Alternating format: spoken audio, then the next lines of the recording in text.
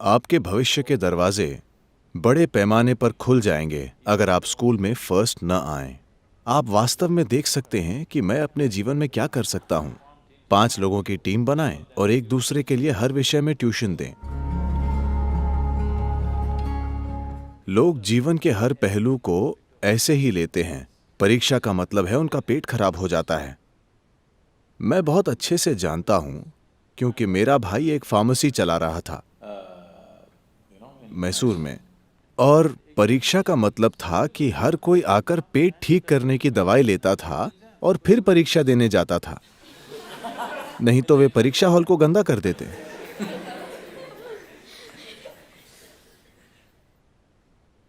ऐसा क्यों? और वही चीज उनके साथ होती है जब वे नौकरी के लिए जाते हैं, यही उनके साथ होता है जब वे शादी करते हैं। वे बस हर चीज से डरते हैं। ऐसा इसलिए क्योंकि तैयारी नहीं है ना? वजह यही है कि आप किसी चीज को लेकर घबराए हुए हैं। मैं अभी कुछ लोगों से बात कर रहा था। पिछले 3 बार जब हमने यहां हेलीकॉप्टर मंगाया, 3 अलग अलग पायलट आए। मैं उन्हें देख रहा था, वे बहुत ज्यादा घबराए हुए थे। उन्हें 3000 घंटे की उड़ान का अनुभव था। मैं बस 100 घंटे में पायलट बना हूं। मैं बहुत खुशी से हेलीकॉप्टर उड़ाता हूं, किसी भी चीज के बिना। इस हद तक कि अमेरिका में मेरे इंस्ट्रक्टर से हमारे एक व्यक्ति ने पूछा, आप सदगुरु के बारे में क्या सोचते हैं? क्या वे आपके लिए अच्छे छात्र रहे हैं? और ऐसी सारी चीजें।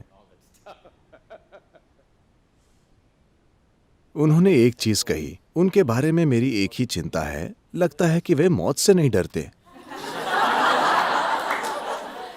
उन्होंने पूछा, इससे आपका क्या मतलब है? वो बोले, चाहे आप इंजन बंद कर दें, वे मुस्कुराते रहते हैं और जो करना है वही करते हैं। हेलीकॉप्टर में ये एक बड़ी चीज होती है, ऑटो रोटेशन। मतलब आप इंजन बंद कर दें और इंजन के बिना नीचे उतरें, हमेशा एक इमरजेंसी की तैयारी में। आपको समझाने के लिए इसमें क्या है, जो ट्रेनिंग क्राफ्ट हम उड़ाते हैं उसमें इंजन बंद हो जाता है, आपको एहसास होने के लिए।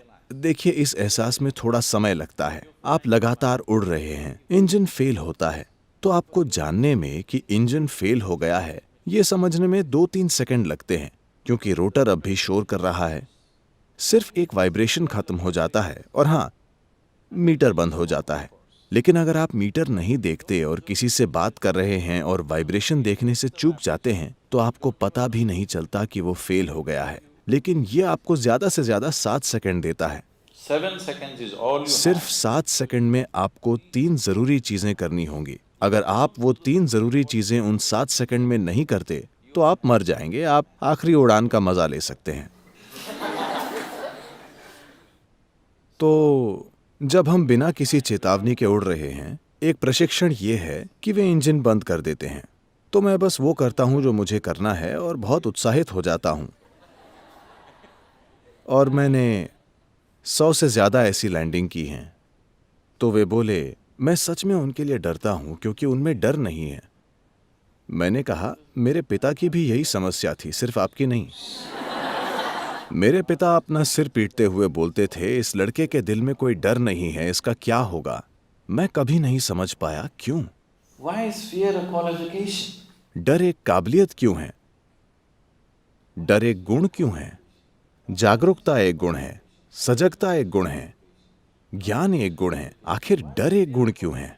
तो अगर आप अपनी परीक्षा को लेकर बहुत डरे हुए हैं, आप अच्छा करेंगे, क्या ऐसा है? आप किसी इंटरव्यू के लिए बहुत डरे हुए हैं, आपको अच्छा करना चाहिए, क्या ऐसा है? आप शादी करने से बहुत डरे हुए हैं, आपको अच्छा करना चाहिए।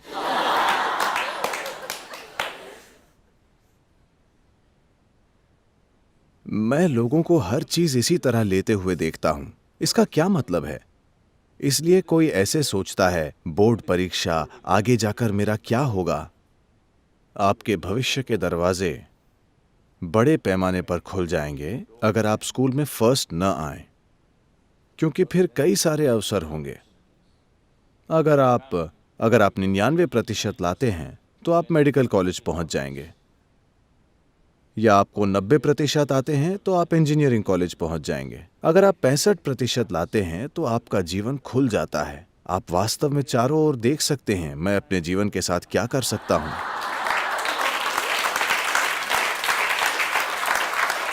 अब सारे टीचर परेशान हैं।